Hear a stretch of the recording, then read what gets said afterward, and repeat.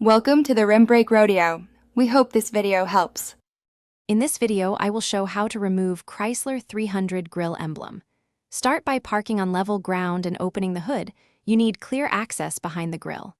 Gather a flat trim tool, a magnetic screwdriver, and a soft cloth to protect paint.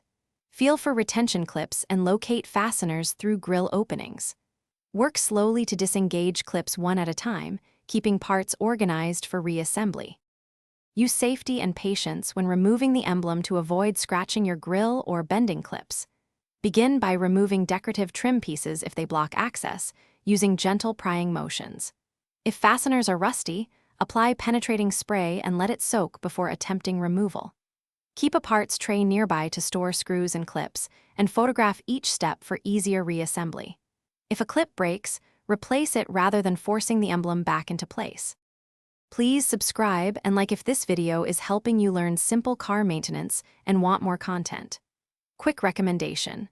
The Simple Path to Wealth is a book that can change how you think about money, and it pairs oddly well with budgeting for car projects. Check the description for the link and other deals to grab the book and related gear. And thanks for the support. Now let's get back to the video.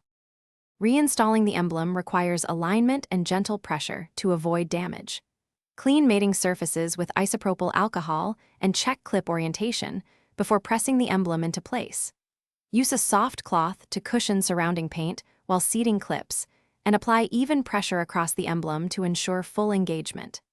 Test for secure fit by gently tugging and checking for movement, and finish by closing the hood and inspecting from a few feet away.